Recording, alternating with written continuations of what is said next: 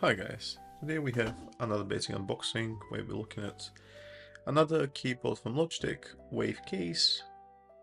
So this is ergonomic keyboard on a budget, and it's something that it's meant to compete with the K860 series.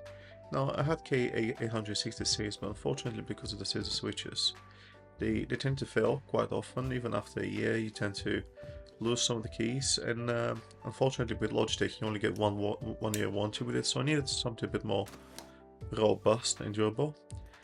So going through the box, simple content as normal. This keyboard is with batteries, so you can't really plug in and charge it, which is, it is what it is. To be fair, the batteries themselves is two triple A's, and apparently according to Logitech they can last 36 months because there's no illumination on the keys. Now obviously I haven't tested these this keyboard for that long, so I can't really give you any feedback on that. So generally speaking, you know, the keyboard is advertised on Logitech website for £69, £69.99 or 70 quid. Now I didn't pay that much, and I wouldn't really recommend it for £70. To be fair, for £70 you going in category of MX keys, and the MX keys are a lot more premium. Now obviously with this keyboard you get your numpad, so you're comparing this with MX keys for 100 quid, which is the bigger size, bigger version. Now I personally think it's a brilliant keyboard for kind of office work, office environment if you need a numpad.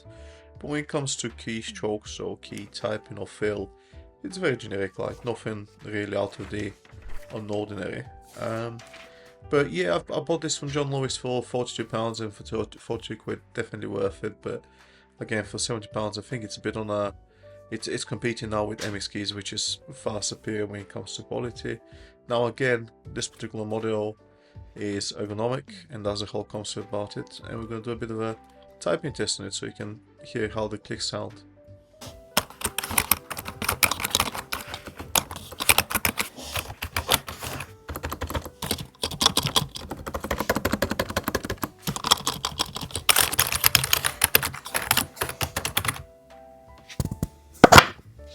Yeah, so that's about it.